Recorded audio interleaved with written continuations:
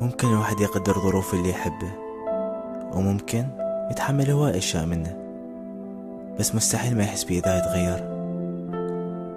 أنا تحملت هواي، اصبرت إلى أن وصلت مرحلة تأكدت بيها أنت صرت غير إنسان.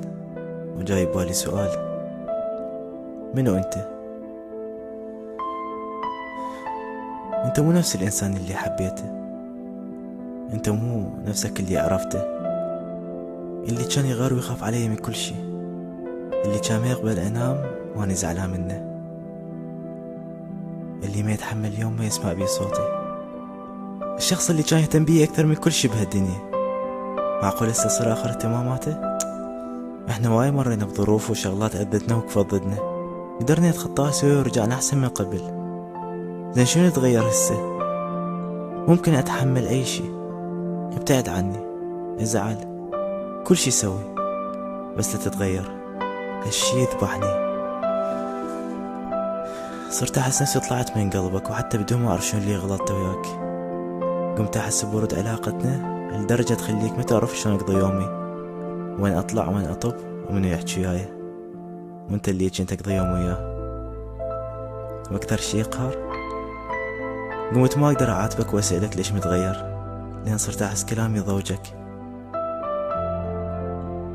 وين اللي كنت أحبه؟ وين اللي كان يقول لي أنت أحلى شي بحياتي؟ تقدر ترجع لي؟ أنا ميت بدونه، هواي محتاج يرجع لي، حتى لو ساعة واحدة أريد أشكيله منك بيها وأقول ليش سويت بيها. بداية حبنا شقد كانت حلوة، يا ريت لو ظل علاقتنا بس بداية.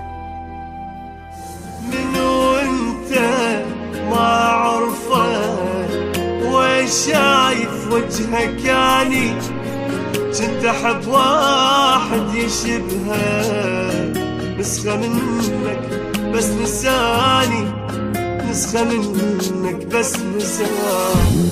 منو انت ما اعرفك، وين شايف وجهك اني كنت احب واحد يشبهك، نسخة منك بس نساني، نسخة منك بس نساني. ونسيتك جاي ليش عوفني بحال ارد اعيش، مو نسيتك جاي ليش عوفني بحال ارد اعيش. غير بس بدموع عيني كل شي منك ما جاني، كل شي منك ما جاني.